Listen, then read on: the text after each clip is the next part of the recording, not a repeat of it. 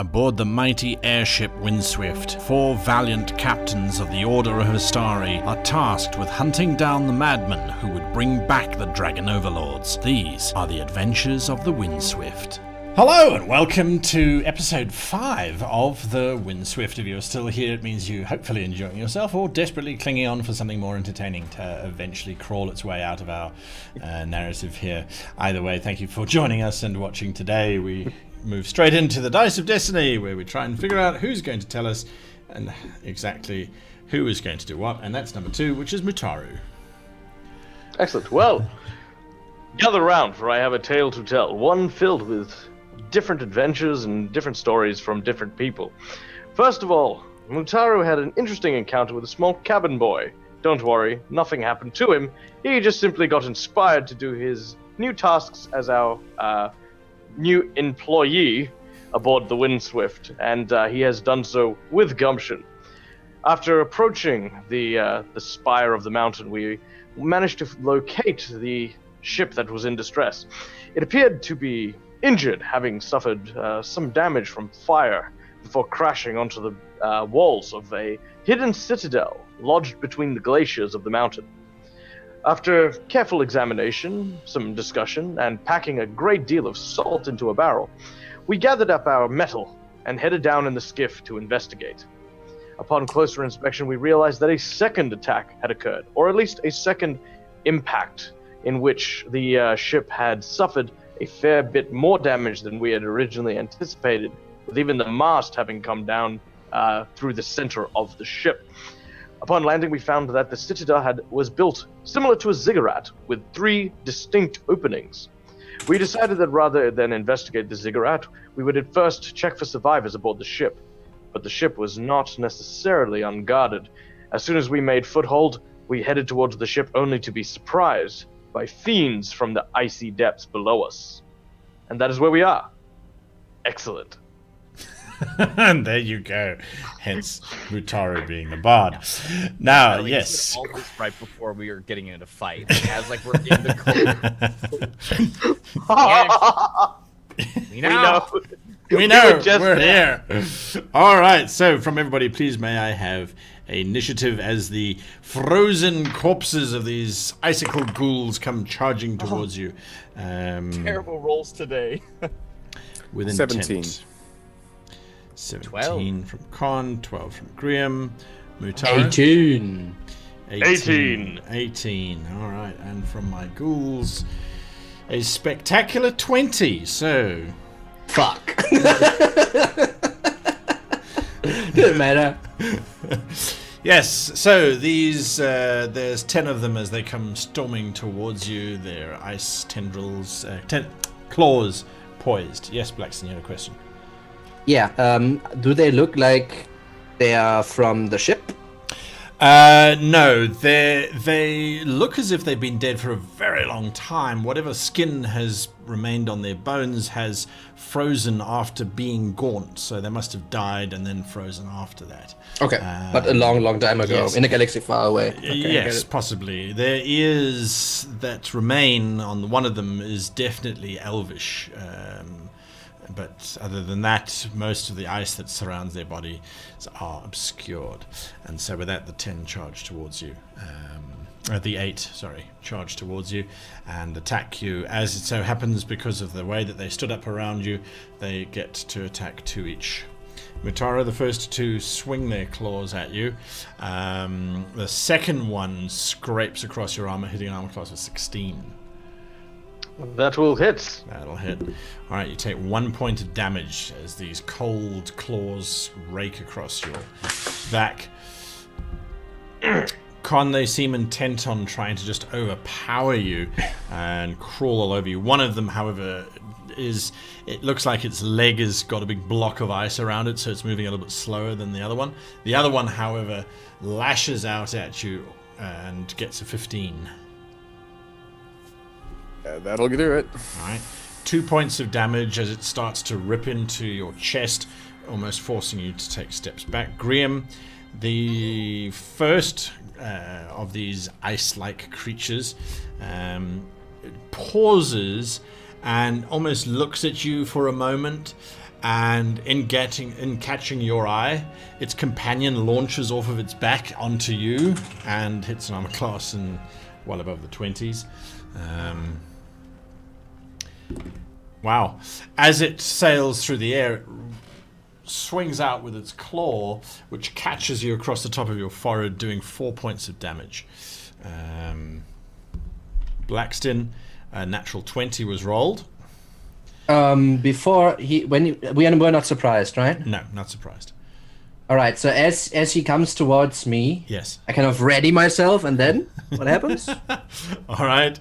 Then the dice roll off the table, and then he rolls his damage. As he's charging towards you, you ready your weapon. He slides underneath it and just slashes across your belly, trying to cut you open for 8 Wearing heavy armor. 8 points of damage. It rakes across that armor. The claws don't do much to the plate, but unfortunately one of them does catch underneath in the chink where the chainmail doesn't completely cover and draws blood. The second creature holds back whilst its companion is busy going at you. This now brings us through to Blackston. Mutaru, you've got the same initiative. Yeah. Sorry, just real quick. So if we're not flat-footed, does that mean I can take reactions? Yes, you can. Well, on your turn. You haven't got... Okay, after it was Correct. the turn, you have them. Correct. Okay, yep. Cool. Okay. All right, so Blackston, you're up. That's why I couldn't attack either. Yeah. Okay, so this shit, you asshole, and I just come down and swing the pike or the halberd upwards, trying to slash it across his body. With 17. You hit. Your slash slices deeply into it. Do your damage. 9 points of slashing. As you bring your blade up, as you described, it literally shatters along the line, and the ice breaks apart. The whole thing just topples backwards in 2 pieces, and as it hits the snow, whatever liquid was inside it, animating it, leaks out into the snow, which is this iridescent blue-like substance, which matches what you saw on the right-hand archway a little bit earlier. All right. Then I take a quick step forward. There was one that was in the back. Yes, it's busy. Not engaged, right? Glaring. Step as I come up, I kind of bring down and try to pierce it with a blunt other end of the stick. For just 13 this time, though. Armor class? Yeah. All right. Armor class 13. Armor class of 13. As you try and butt this thing with the base of the halberd, you connect. It hits it high up in its shoulder. Do damage. All right. Doing another 7 points of bludgeoning damage this time. You rip its shoulder off, causing it to spin around and spray out that blue stuff before it lands in the snow and quivers and sort of clutches at the stump, and then eventually it lies absolutely still. So All right, then I run over to Con. That's my turn. All right. Mutaru. Blackston's busy destroying those that are on him. Can I make 2 attacks? One with my naginata and one with my horns. Your naginata is a reach weapon, isn't it? Correct. Yes. Okay. I would like to use my naginata to strike at one of the creatures attacking Con. Not the ones attacking you. Oh, no. I'd like to headbutt the one attacking me. All right. Go for it. And I basically, as he swings his naginata around, he yells out, "Look out, Con!" And with that, there is a 18 to hit. 18 is a hit. You swing out, do your damage. That is 7, 8, 9, 10 points of damage. 10 points of damage. Your naginata literally cleaves across the one arm, through the chest, and on the other arm, decapitating this creature as it drops to the ground. Again, also spraying out this blue substance. And then after obviously swinging and cleaving that one in twain, he sort of looks down at the the one that stabbed him, and sort of has this little smirk on his face. Gah!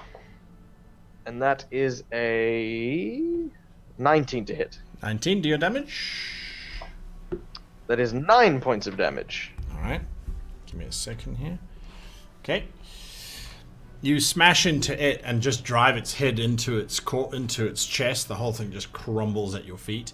The other one, however, that was with you, it takes the opportunity of you being in that position, and it jumps up onto your back, almost as if it's trying to ride you. Con. Am I immediately... There's one, obviously, has just been wonderfully dispatched. Is there any more immediately There's one on you, yes. threatening me? There is, right. Well, I slap my staff into the ground and it glows green, and then I swing it about into the druidic martial form and strike at it. Green has not been seen in this valley in a long time. Well, unfortunately, it's not quite the wonderful return it could have been. That'll be 9. So yes, adopting your defensive stance, it was a fake that you tried to hit it. It was just to warn it off, right? Yeah.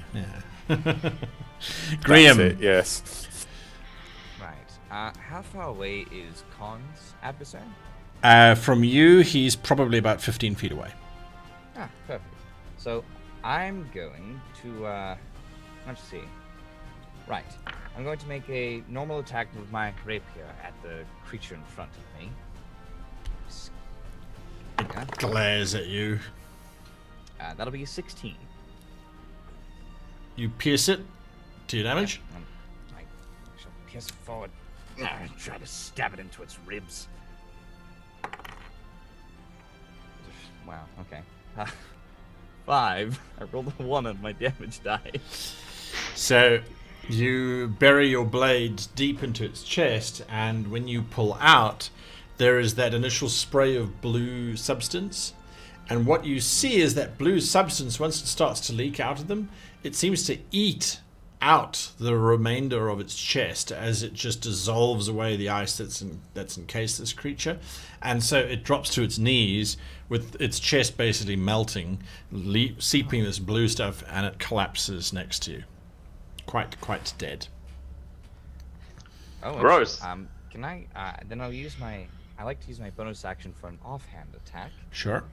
And throw my dagger at the creature in front of Khan.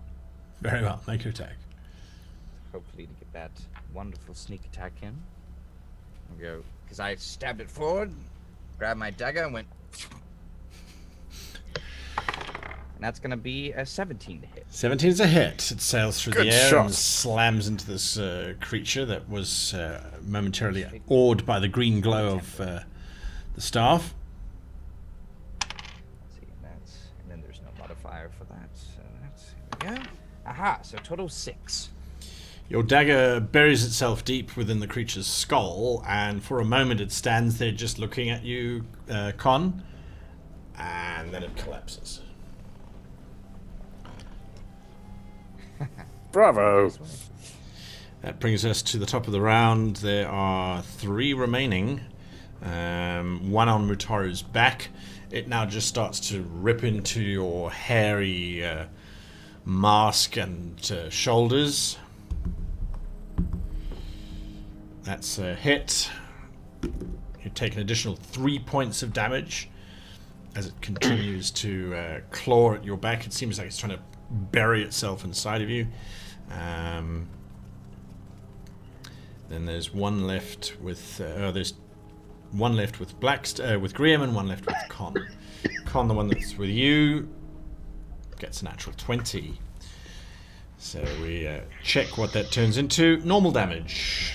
So you just take an additional 2 points damage. Graham, there's one that launches itself at you. It sort of shucks sideways and then slashes out at you. And misses completely as it gets entangled in the corpse of the one that you've just dispatched. Blackson. Stepping to the side and hitting it. All right, I'm already standing next to Khan, trying to kind of keep this thing away from him. And as he kind of gets stabbed in the gut, I kind of... What did it use? Just his hand? Yes, it just closes its hands. Okay, as his hand digs into the flesh, I'll just try to come down and break off the hand or cut it off, depending on how frozen it is. For 15 AC, 11 damage. You slam into it, and literally it shatters as you predicted. The hand is left sort of holding on to your midriff, Con. The blue stuff starts to leak out of it, but the arm itself, again, you see it starts to dissolve back up the wound towards its chest. The creature clutches at it and topples over backwards, quite dead. Then I'll take a quick run at Graham and turn to the back of the, if I can get to it, but 50 feet should be enough. Turn around and just like try to again drive it through with the pommel of the blade. Sure. Of the halberd. And 22 to hit, 7 damage again. Yes. Graham, you're about to slice at this creature that stumbled next to you, except the whole thing gets lifted up into the earth and slammed down with the pommel of this halberd. It twitches for a moment. You can see that it's broken, and that blue stuff starts to seep out of it, and again, immediately starts to melt it. Mutaru, there's this creature on your back.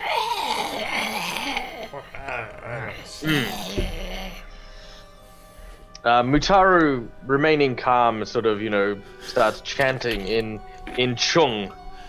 He takes his naginata and sort of sticks it in the ground, assuming it's not sheer ice. And it's right. There's lots of snow, yeah.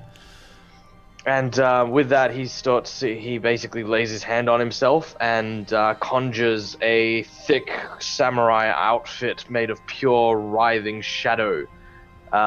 Which functions as mage armor.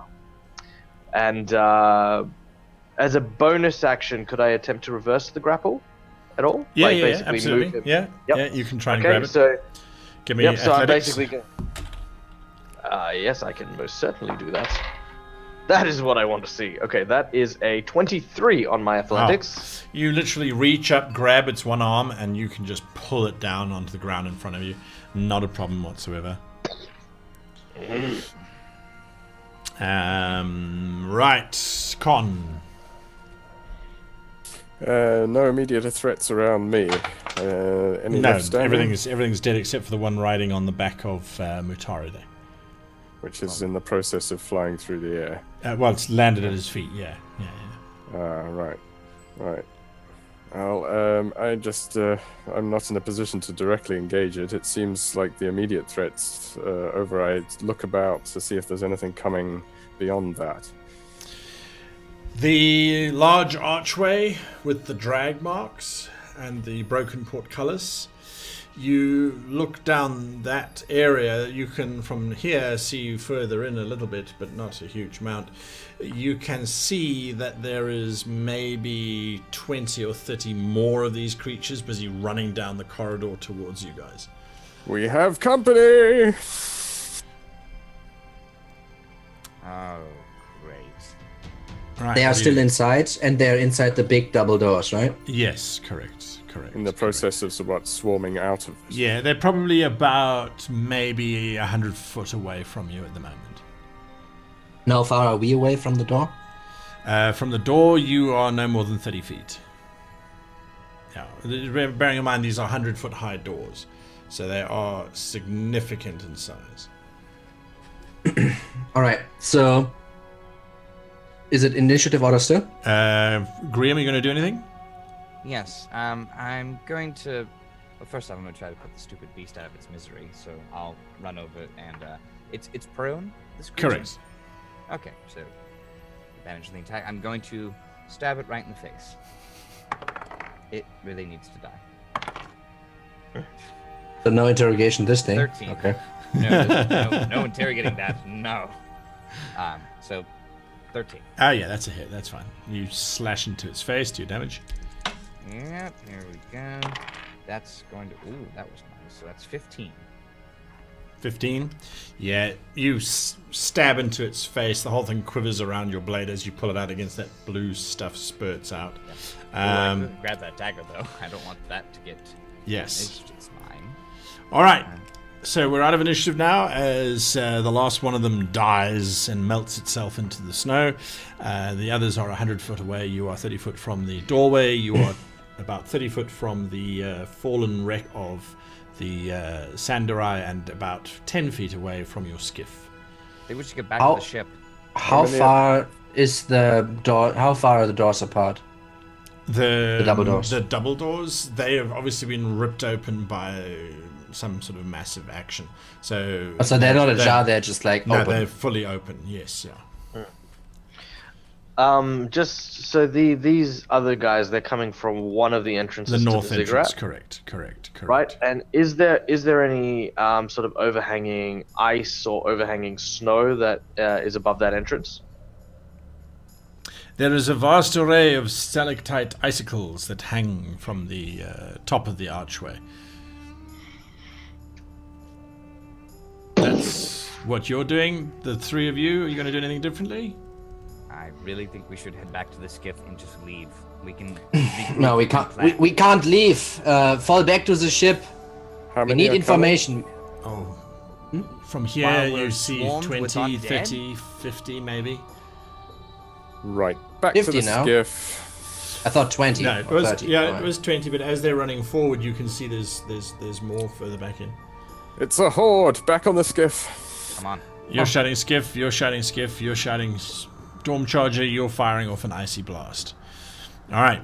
You what spell are you using, Mutaro? Eldritch Blast. Alright, no, that's fine. You fire it up into those icicles, roll a d20 and add your intelligence modifier. Ooh, oh, well that's good. As soon as you said intelligence, I was like, and then Yeah, I rolled a charisma for warlocks. So- 17 on my intelligence. Alright. Charisma won't help you know where to hit those icicles. So, with your right. intelligence, you work out that the best place to hit them would be, you think there, you fire off your blast, it slams into the icicles. For a moment, everything glows with the iridescent color of your magic, and those icicles come crashing down into the mouth of the archway. And by some strange twist of fate and luck, they form quite a solid barrier, at least 20 foot high, if not higher, of this dense ice. As they've come down, more ice has sheeted off of the side roofs and things, and just really buried this archway. There's still a gap at the top, quite a significant one, but with all of this ice and debris in the way, it may not be easy to scale. Blackston. And so Graham and Con, you're dashing off towards the skiff. Blackston. yeah. How big? Yes, I can. How big is the opening? The remaining At opening? There's probably still another 50 foot of gap between the top of the archway. How wide? How wide is the opening? The width, it's about 35 foot in width. And then, 35 foot in width, and it goes up to the top of the archway. Yep. Okay. Well, doesn't matter. All right, to the skiff. But what about the people inside? We surely can't leave them. I agree. the people inside. What? Damn it, you Okay, can't hear me. no, with what Machado says, I nod.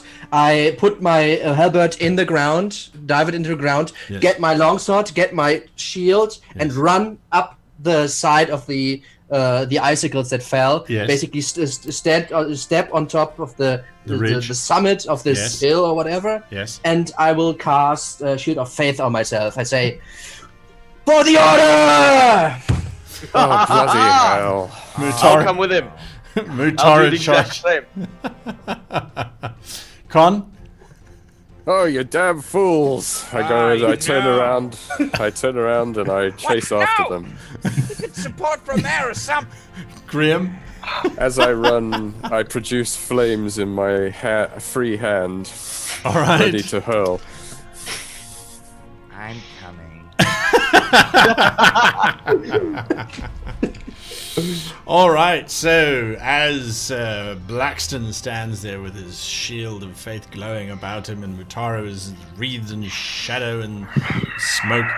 Con, as you get to the top of the snowdrift with that flame in your hand, literally there are now maybe 55, 60, somewhere around there, these creatures all kind of hoarded up in this corridor. The moment you get there with that flame, they all start to back up and scrabble and push against each other to try and get back away from this visage. I charge after flee? them. Blackston charges down into their midst. Absolutely. Mind how you go. All right. Okay. Well, as long as that flame is there, they are literally scrabbling and crawling over one another to try and get away from it. Blackston, you can slash into them. They don't turn to face you. 14 AC, 5 points. Yeah. You just literally start cleaving into them and cutting through them. Fighting your way down the corridor. Graham, what are you doing? Are you following this train of death? Yes. All right. As we're running though, I'm like, I really think we could have supported air support. No, just run in. It's fine. Yeah. Don't need to be sneaky or anything. That's my job. All right, Mutaru. As you can imagine, what a bull would do in this crowd of things. Yeah, you're just sort of smashing into them. Every now and again, you catch one unawares, and you kind of toss it up into the crowd, and it lands and breaks against the wall, and that blue stuff starts spewing out. Blackston, you realize as you're slicing through these things, the ichor that starts to attach to your blade flicks out every now and again, and as it hits them, it starts to burn, and they change from being aggressive. You see they start scrabbling at it to try and get it off of the surface before it burns deeper into them and causes them to start changing. This. All right. So what I try to do then is I'll grab my wineskin of water, which is hopefully not frozen at this point. Yes. I just open it and just slash it to make basically a water hose a little bit, right? It's spraying it out. See if it's yeah. All right. So as it hits them, you can see that it starts to freeze. That doesn't seem to have the same effect. Initially, though, they seem to panic until they realize that it isn't burning. But they're still trying to get away from Con. How long does that flame last for? I can keep that going for 10 minutes. All right. Okay. Which I will do. Seeing what's going on, I sort of just keep close to Mutaru and Blackston as they wreak havoc around me, and I keep the flame sort of raised above my head. It's just like Gandalf with the staff, just Finally relinquishing to this insane battle. I'll have the rapier and dagger out, and I'm actually doing a little bit of swordplay. I'm spinning. All right. Just busy picking off the ones at the back. This cacophony of terror moves down the corridor, and you've gone at least 60 foot deep into the ziggurat. And you realize that it's getting darker and darker and darker as you go deeper in. The flame obviously is casting these magnificent shadows that dance around in this macabre death that you are creating, until eventually the crowd that's moving away from you start to move up the sides of the walls and then start to disappear into darkness. And you realize as you come to a stop that the corridor that you're in, the floor in front of you has collapsed away, and there is literally nowhere for them to go. However, originally it would have been a bridge which spans an internal, it looks like it maybe once was a canal or a corridor of some kind. The bridge span is easily 70 foot. That has disappeared. Up the sides of the ziggurat, of the walls, you can see these creatures busy scurrying away and disappearing into these smaller, what maybe once were access tunnels. They're all busy pouring into that, trying to get away from your flame. You think they come back? Not if they know what's good for them. Kind of pull out the blade of one of the corpses. Yeah. I'll kick one off the edge of the bridge. It spirals, and for as long as you can see it, until eventually it disappears into darkness, and then about a second later you hear this. This place is vast. Well, at least we know that they are afraid of fire. This is problematic, however. It Yeah, appears to be at a dead end. actually very stupid for us to come in. Yes, let us return. There are We have- access. we have taking a look around. Is this just a hallway which leads to here, or are there other side alleys or whatever? All right. So yes, where the bridge would have spanned out over the trench or moat, or you're not sure exactly what it is. On either side, there are these heavy steel doors. They're still in place. They look like they've been scratched from here to next Tuesday, but they're both still very definitely in set.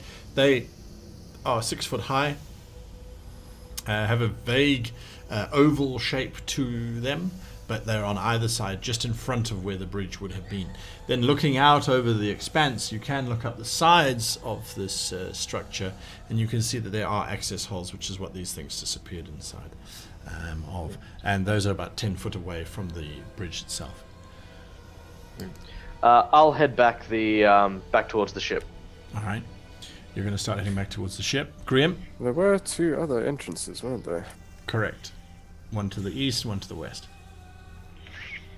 We should all head back for now and just rethink. At least we know that they're afraid of something, but there could be more and that could overwhelm us. We need to be more prepared. Instead of just running in. Survivors? I think whatever. We had to make sure not to leave any possible survivors or information from the ship. I agree with Mutaru. Kind of taking a look around. Let's fall back, see what we can find in the ship. I admit we were perhaps a bit timid. After all, things have worked out all right. Don't worry, Graham. As you walk down the corridor, all you can hear is the sound of, it almost sounds like ice snapping as the remains of these creatures dissolve into this blue liquid. The entire corridor is also now starting to glow faintly with that blue coloring as What do we make of this? liquid now sets within the ice. If you examine it, you can give me a medicine check, please, Con. I certainly do. It's fascinating. So, magic? Ooh, natural 20. Nice. You almost instantly recoil once you realize what this stuff is. The liquid that these creatures have been spilling about is, without a shadow of a doubt, the blood of a dragon. I bad. go very quiet after springing back from it and just sort of stare at it, disbelief, for a moment without saying anything. Not Kind of moving. taking a look. Kind of taking a look on the stuff myself. Yes? What it was, medicine? It's a medicine check, yes. 18. So Yeah. I would kind of You- identify it as well. Absolutely. Kind of open the eyes kind of wide, kind of go for the pouches and quickly grab like a vial and kind of scoop it in All right. and cork it. Sure. Looks like acid. No idea. Yeah, it doesn't burn when if you're going to touch it, Grim. It doesn't. It just looks like a blue liquid that glows. It's got quite a nice Well- pearlescent effect, actually. Gentlemen, Yeah. It's not. dragon's blood. Oh, is that what it is? What? Yes, I believe so. I'm almost certain. Yes, I would agree. Didn't you hear Meister Aemon speak about it in the alchemy classes? Quite. More importantly,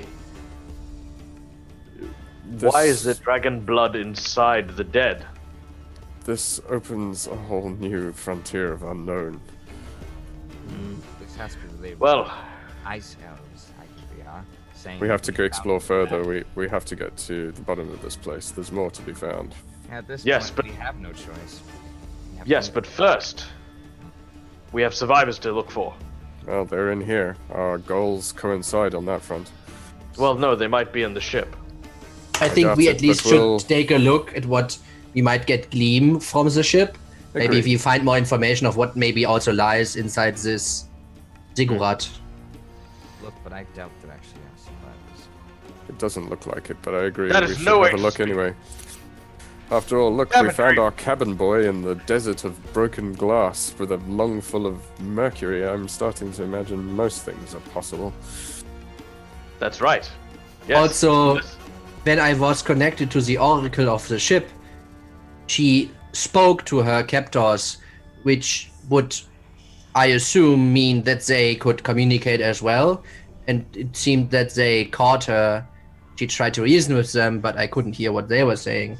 Even still, this probably means that there's someone with, intelligence and intent, and they didn't seem necessarily intention. That's different. You're saying that they have imprisoned this oracle, so there is potentially anything. I would assume at this point maybe she got killed for warning us, but it is possible, at least on how and what she spoke, what she said to me, it sounded like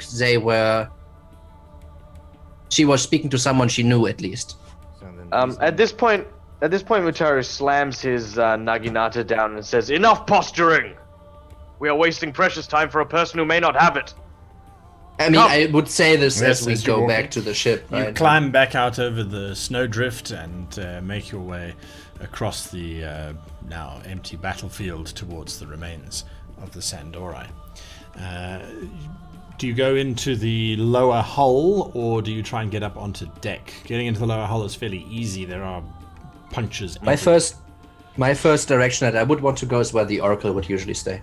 All right, that's at the back of the so- ship. It's a long shot, but Yep. So we'd start at the bottom of the hull and then work our way to the Oracle's quarters first, and then eventually make our way up onto the deck. All right, absolutely.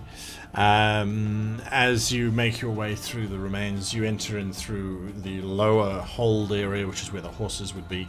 Sadly, the horses on the ship, all four of them, have been did not survive the crash. Completely destroyed and frozen in place now as a almost icicle tomb for all eternity. Working your way towards the back of the ship, you can see that the fire must have done quite a large amount of damage. You get to the base of the mast, which is where it's secured, and you can see fire burnt through this quite quickly. Anyone can give me a survival check, please?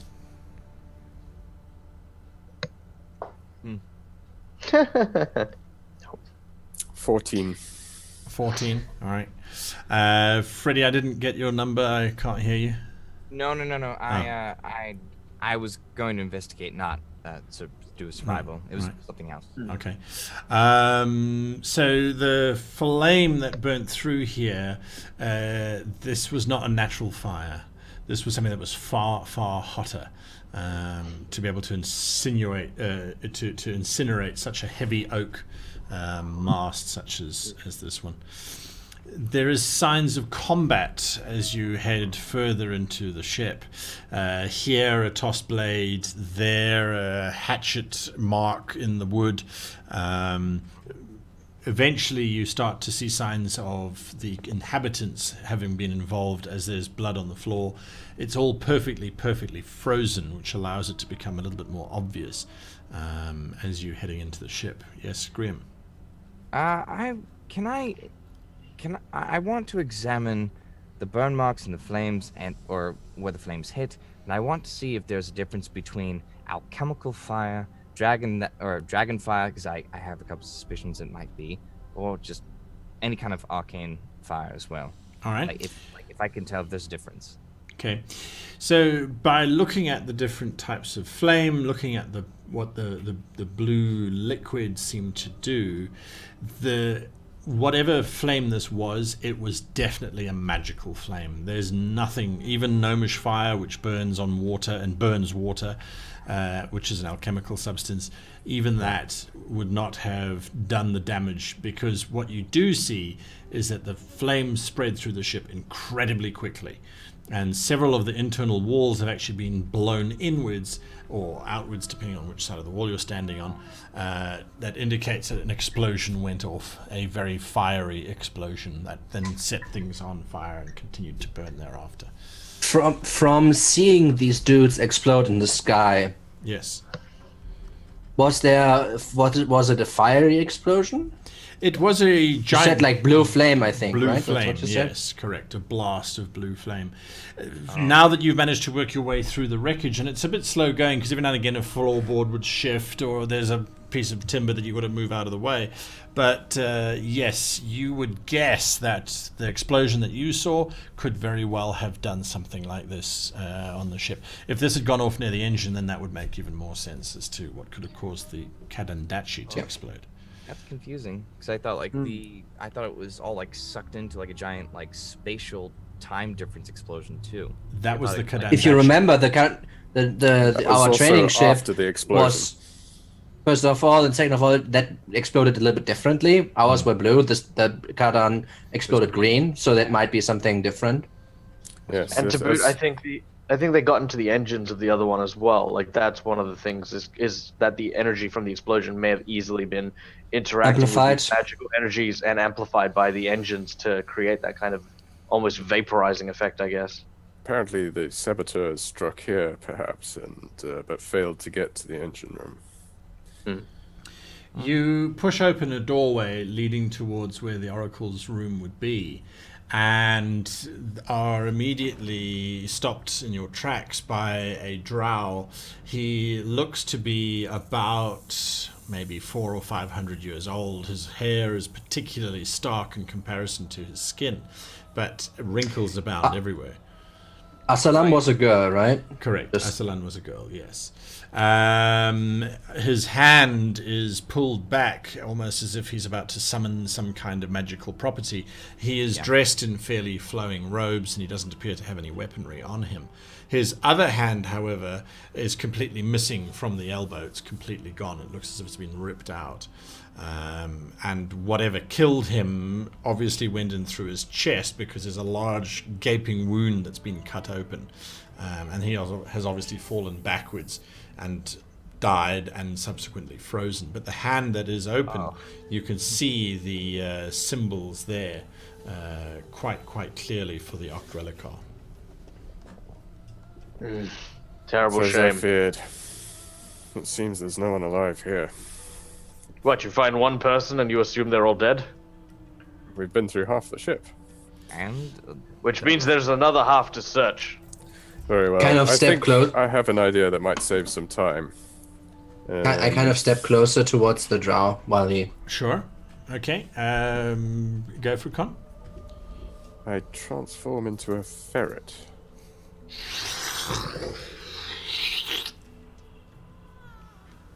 And then begin to search the ship at high speed.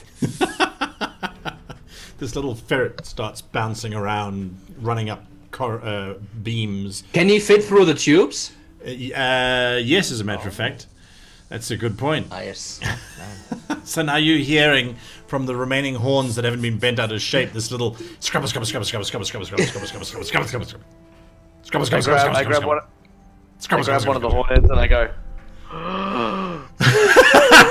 I look like, don't you dare. You're gonna screw with this hearing. Stop it. Just Like, if he takes 1 point of damage, he turns back to his warrior. And he turns into a sausage Oh my druid. God. That would be a disaster. okay. 1 minute. Stop being 1 minute of you. We need to focus. All right, Blackston, you're looking at the drow. Kind of horrified at the wounds, kind of stepping closer, kind of going over. But I just want to get a closer look onto him as he kind of one arm missing, the other arm kind of lying backwards. First of all, kind of I want to see his face. It's a Try to remember if I... grim, determined face. You have seen him before. This could possibly be the remains of Neral Jovicius. Jovicius was one of the captains on the Sandorai. Very well respected member of the Order. He's been with it for almost as long as it has been around. Known as a very dour, very precise, very, very specific relic hunter. Unshakable in his determination to find and destroy any artifacts that may have related to the dragons at all. I would try to close his eyes if that's possible. You will need to hold your hands over his eyes for a while just to let them thaw a little bit, and Thaw. then you pull them over. Yes, that's not a problem. Graham, whilst Blackston is busy saying his farewells to this fallen drow, you can't help but recognize the glint of silver peeking out from underneath his mantle of a rather ornate chain. And the one hand that is open, there is quite a remarkable silver band around it as well.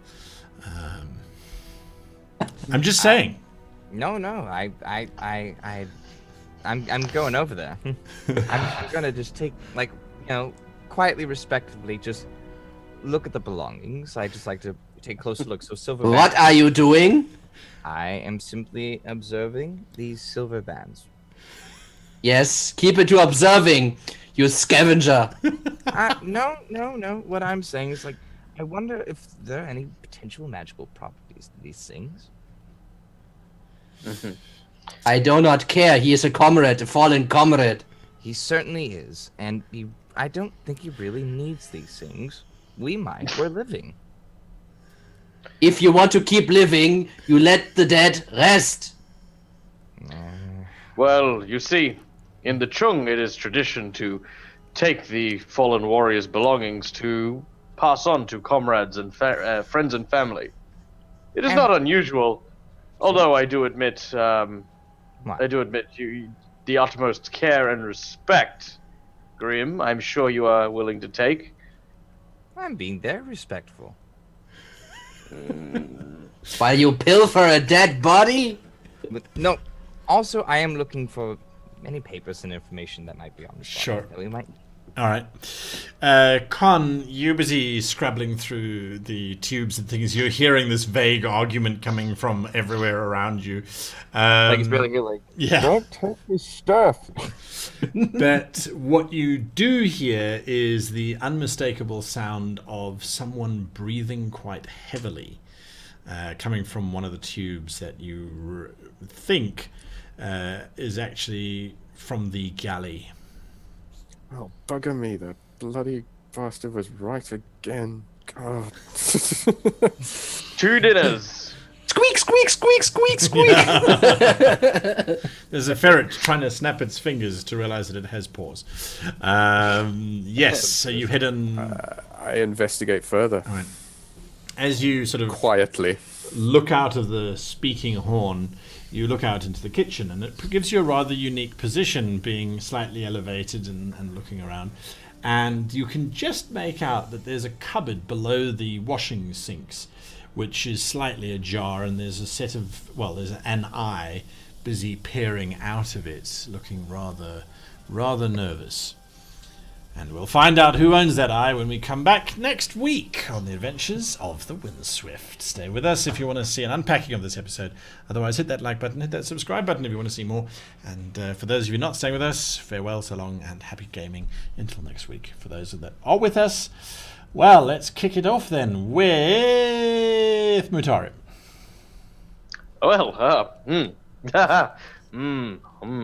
Well, fights are good. Fights are awesome. That was very entertaining. I've got to say that it was very, very interesting to see us all rally. I was especially happy to be fighting by Blackston's side. I think this is definitely one of the more, at least for Mutaru, one of the more enjoyable aspects to Blackston's personality, and being able to actually not be outnumbered while everyone's going, hey, let's look at this, let's smell that, let's check this out. It's like, undead, need dead. Good. Go that way. The deadening. Yeah, which was absolutely fantastic. So, the chaos and mayhem that followed were really, really enjoyable. And sometimes you kind of need to do that. And I think, at least from a gamer perspective, both as a GM and as a player, sometimes it's important to remember that, all your encounters don't have to be this, Slogfest. Yeah, sometimes having those kills and stuff like that can do amazing thing for morale.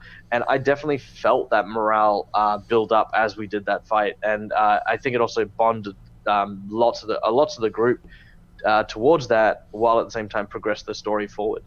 So I was really super keen on that. And the other thing I wanted to sort of point out was, because I'm not sure how this got interpreted, but that point, like, I mean, Mutaru is kind of very, kind of tolerant for the most part, but he's very rarely, we are doing this. But I did have a moment of that today, and I wanted to kind of find out what you guys thought of that, because I don't like doing it personally. It was fine. It was fine. Don't worry. Yeah, no problem. Like, okay, like because I felt the merry-go-round starting to wind up, so I was like, yeah. That's what we needed in the moment, and it worked. It did. Okay, it good. did indeed. Yeah. Speaking about having a moment, Blackston, you had a moment where you charged into the face of an oncoming horde. Exactly. So for the character, as he heard Mutaru kind of say, but what if there's someone alive, he kind of realized the situation they were in, and that those were fellow, like, comrades, very much in the same situation that we usually put ourselves in. And as he said before, he is very determined to kind of find and rescue as best as he can. And as he heard this, like, even though it might be the sensible thing to kind of re-evaluate the situation, the time, who knows what might happen, and what might happen if we decide it's too dangerous, maybe. So this was that's not an option. And as Mutaru kind of showed his kind of determination to, like, but wait, guys, right? That kind of clicked, and is like, yeah, well, that's not an argument here. We are not, like, that's not a decision we need to do. We know what we need to do, so just do it. Yes. Right. No, absolutely, and that was what I loved, was in opposition to Graham, who's like, but we can get onto a ship that can just rain death down from above, right? So Graham, I mean, that was an interesting thing where you were wanting to leave, and everyone else sort of knuckled down. I mean, you had the druid on your side for a moment. He was going to join you, and then the paladin and Mutaru and everything just unfolded. So well, that's see, as a player, I loved it. Like, the fact that, like, I heard, like, you're like, I'm just gonna charge right in, and I'm like, yes, this is fantastic. So much chaos. But as Graham, of course, he's gonna be like, that's not smart. You're diving into whatever potential danger there is when we have no idea what the potential outcome is. Like, that is how I have survived. I understand my opponents and my enemies, and I take them down. But like, that's what I love. Like, how, like, he's looking at everything. He's like, I could go back to the ship. I could live, but I'm going to lose them. I need them. It's like, all right, here we go. Going in to die, potentially. Absolutely. And then Con, I love the opposition. Yeah. I thought it was working really nicely. And then Con, with your holy flame of horde defeating. Coming in handy, that old cantrip. Yeah. But in as much as I would speak for Con, I must say, like, in terms of the saving of the hour, I think, Blackston and the instigator, Mutaru, really sort of brought this show into its... that was great. It's exactly what the moment needed. I think the timing was perfect. We were all, like, dithering, and I'm like, oh, overwhelming horde coming, back to the ship. But, just to seize the moment and actually bring about something that would have been, objectively looking outside, more entertaining than had we jumped on board the boat and run away, which was what I was seriously considering doing. As a doctor, and I'm not entirely sure this is the right odds. Michael? I gotta say, I loved the Gandalf comparison. Like, that was just brilliant. Like, with the flaming torch up the front. Mutaru and Blackston at the front, like, rampaging with, like, bodies flying everywhere. Meanwhile, Graham behind complaining all the way. Like, I did enjoy the fight. I was just hesitant for a while. I'm like, this is stupid. Yeah, you did. But I actually, if we do have fans out there that are, really good at art and stuff like that, look, if you can come up with, like, a snapshot of that moment with all of them doing that, that'd be stunning, right? Absolutely. That'd be stunning. That'd be awesome. So I have to confess that there was a moment when Blackston charged into the group. I was like, but I've given you the icicle wall thing. I've blocked them off from you because I can see this is everyone wants to leave now. All right, fine. So I'll close. Okay, now you're charging into them. All right, that's great. And for a moment, I was sitting there going, okay, well, mass mob rules mean that they can overwhelm you without too much of a problem, and they only do minimal damage, but there is still this problem of just numbers, right? And thankfully, it was then at that moment that John, you then said, right, I cast flame. I'm like, ha! Flame makes fire melt. Right, now I have an opportunity, and now we can use that to drive it forward. And I think it worked out quite well and created quite a moment. It has changed how things are going to work in terms of the adventure, which I think is fantastic. So I've got to tweak a few little ideas that I had jotted down. Originally, it was going to be the dragonfire itself that did stuff. Now that's going to do something else, and the fire will now be our key, because it gives us that dramatic opportunity of what happens if Con gets knocked unconscious. Who else can produce flame? Are there torches? How long do those torches last for? So there's all those opportunities of not having flame when we absolutely need it the most.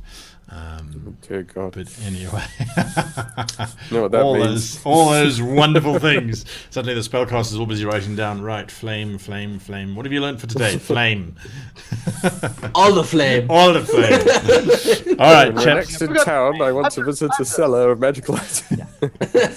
Yeah, the one spellcaster, number one plan, leave. Yes. You're dangerous.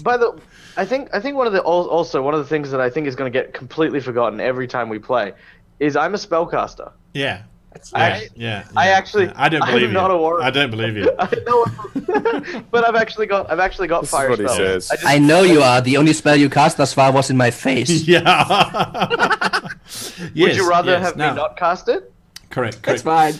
Something else that we'll look into, and viewers, you wouldn't have seen this, but there was some questioning in terms of amount of actions that people were taking during the combat.